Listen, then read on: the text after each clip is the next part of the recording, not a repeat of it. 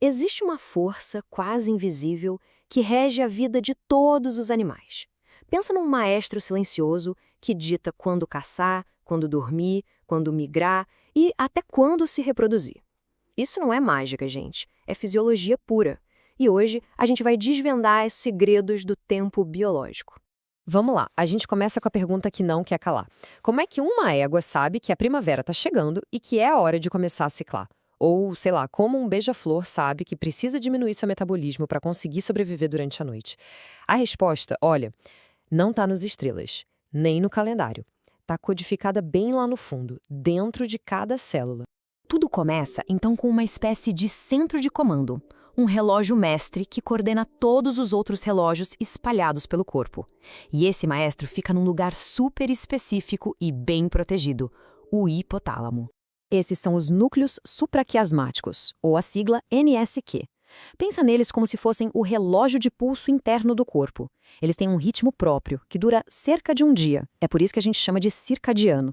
Mas que nem qualquer relógio, ele precisa ser ajustado todo dia para não desregular.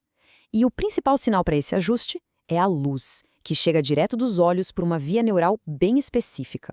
Ok, beleza. O NSQ sabe que horas são. Mas e aí? Como ele avisa o resto do corpo? É aí que entram os mensageiros químicos. O sistema endócrino entra em cena, traduzindo o sinal de luz em uma verdadeira sinfonia de hormônios. E a principal molécula dessa comunicação toda é a melatonina. Ela é conhecida como o hormônio da escuridão, porque a produção dela lá na glândula pineal é freada pela luz e dispara no escuro. Agora, presta atenção que isso é crucial. A melatonina não informa se é dia ou noite, ela informa a duração da noite. Uma noite longa de inverno vai ter um pico de melatonina muito mais comprido do que uma noite curtinha de verão. E é essa informação que o corpo usa para se guiar. E o que é realmente fascinante aqui nesse slide é ver a oposição da melatonina com outro hormônio-chave, o cortisol. É uma dança perfeita. Enquanto a melatonina sobe à noite, preparando o corpo para descansar, o cortisol atinge o pico dele no comecinho da manhã, funcionando como um despertador, preparando o corpo para a atividade. Juntos, eles criam esse ritmo fundamental de sono e vigília. Isso tem uma implicação clínica direta, muito clara. Esse gráfico aqui ilustra isso de uma forma brilhante. Em cavalos normais, a gente vê esse ciclo bonito do cortisol, caindo durante a noite, certinho. Mas olha só o que acontece em cavalos com disfunção da parte intermédia da hipófise, a famosa doença de Cushing. Esse ritmo simplesmente se perde. A secreção de cortisol fica cronicamente alta. A perda desse ritmo é um dos sinais mais importantes para o diagnóstico, o que mostra como a cronofisiologia é essencial na nossa prática.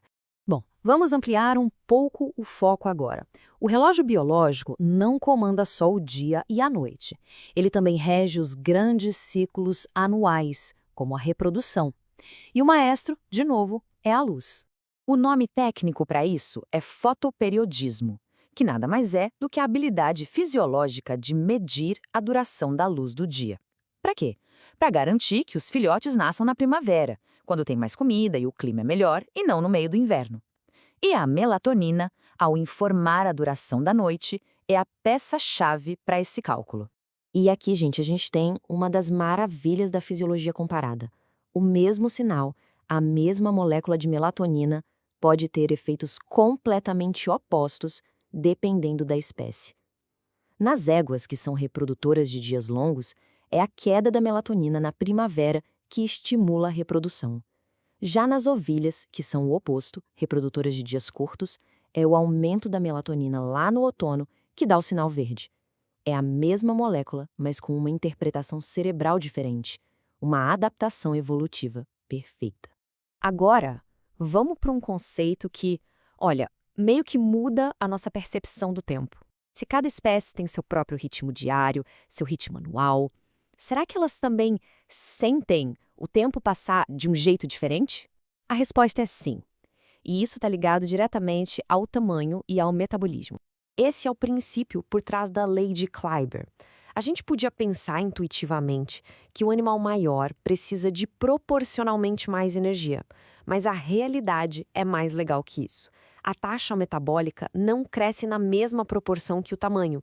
Isso quer dizer que, quilo por quilo, um elefante é muito mais eficiente em termos de energia do que um rato.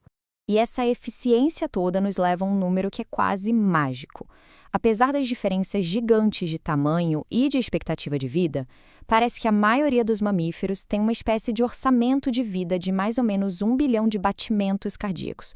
O que muda é a velocidade com que eles gastam esse orçamento. O exemplo clássico aqui é o ratinho versus o elefante. O coração de um rato bate a um ritmo frenético de 600 batimentos por minuto. Ele vive rápido e morre jovem, gastando seu bilhão de batimentos em pouquíssimos anos. Já o elefante, com seu ritmo tranquilo de 30 batimentos por minuto, gasta esse mesmo orçamento ao longo de décadas. O tempo fisiológico para eles é radicalmente diferente. E se a gente quiser ver um exemplo extremo de manipulação do tempo fisiológico, não tem melhor que o beija-flor. O metabolismo dele é tão acelerado que ele literalmente morreria de fome durante a noite. Qual a solução genial dele? O torpor. Ele basicamente entra num estado de animação suspensa, baixando drasticamente a temperatura do corpo e o ritmo do coração. É como se ele apertasse o botão de pause no relógio biológico dele para economizar energia e sobreviver até o sol nascer. Então, o ponto principal é como que todo esse conhecimento se traduz em ação lá na clínica veterinária. Porque entender esses ritmos não é só uma curiosidade acadêmica, é uma ferramenta poderosíssima de diagnóstico e de manejo. Um dos melhores exemplos disso é o manejo reprodutivo de equinos. Para que os potros nasçam bem no comecinho do ano hípico, as éguas precisam emprenhar no inverno, quando elas estariam naturalmente paradas, em anestro. Qual a solução? A gente manipula o relógio biológico delas. Usamos luz artificial para criar dias longos falsos no meio do outono. Isso suprime a melatonina e convence o hipotálamo da égua de que a primavera já chegou. É a aplicação direta e super elegante de tudo que a gente discutiu. E isso tudo nos leva a uma reflexão final.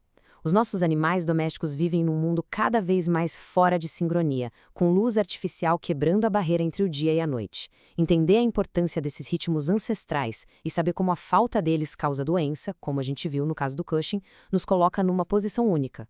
Talvez uma das nossas funções mais importantes seja de ser guardião desses ritmos, ajudando a restaurar o tempo natural na fisiologia dos nossos pacientes.